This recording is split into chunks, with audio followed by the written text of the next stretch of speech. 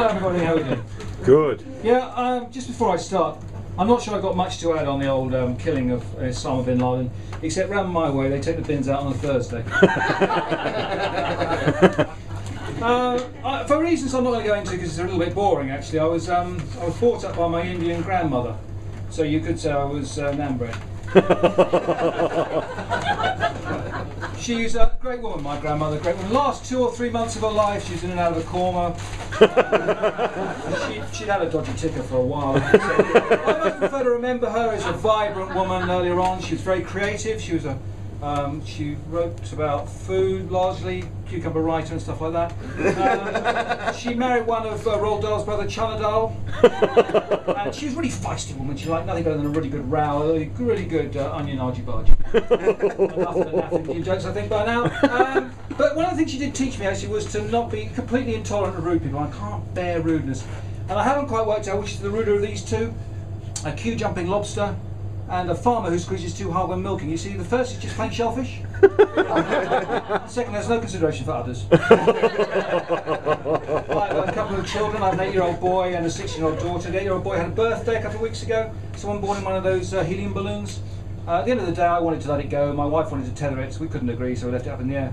I've been talking to my daughter about getting a job, perhaps. She's doing A-levels at school, and she came back one day and said, I've got a job, Dad, as you said. I'm going to work for the oldest profession. I went, oh my God, you're going to become a prostitute! She said, no, I'm going to work to help the aged in the high street. Been having a bit of problems with my IT at home. My laptop particularly, whenever I open it up and boot it up, it starts swearing at me, calls me an arsehole, a tosser and a wanker. Having a couple of months now, took it down the computer shop. Chap said, yeah, it's quite easy, you just need a new cursor. My wife said to me the other day, she said, I think we need something to spice up our sex life. I said, did you have anything in mind? She said, yeah, a little bit of S&M. I said, that can't hurt. Before I met my wife, I went out with a girl who had a bit of an obsession with vegetables. One day it would be a carrot, one day it would be a leek, one day it would be a cucumber. And one day I came home from work, called out her name, and she called from upstairs, replied from upstairs. So I went upstairs, and there she was, lying on the bed, stark naked, with diced beetroot on her Jack and Danny. So what I saw as a bit of a sign. I think gents would all say it was a bit of a sign. Started turning close off. She said, no, you've got to wait. I said, you don't usually beat around the bush. I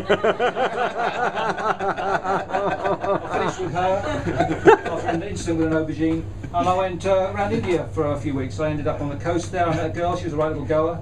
We had a very physical relationship. She used to get out this little pipe and blow this pipe, and I get a massive great boner. She was a very good one-eyed trouser snake child.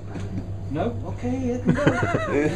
While I was out there, I read about a dyslexic cow who ended up praying with the Buddhists because all it was do was go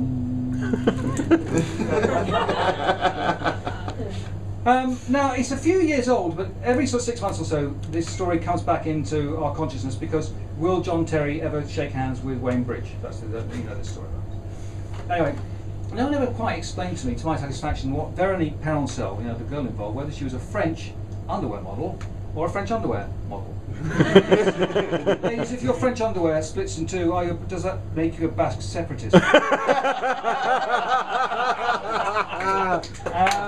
actually been thinking about my favourite bit of lingerie, and I put to one side, I've dismissed the old classic, you know, suspenders and stockings as being a bit cliche. Like, well, our Basque's got to be top 3, G-string's got to be right up there.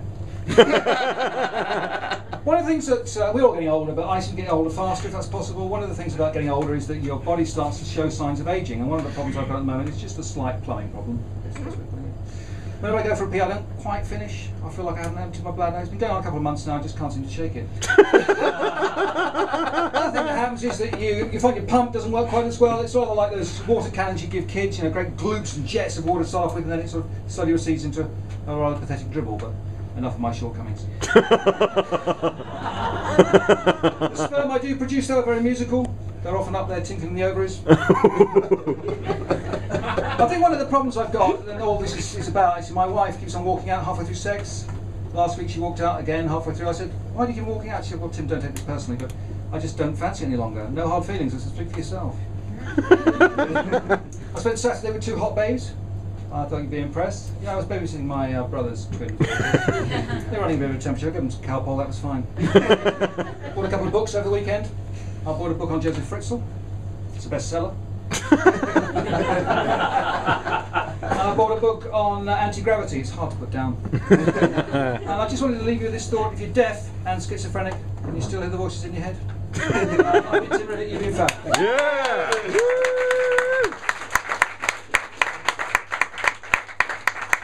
Give it up for Tim Rivettett! Yeah!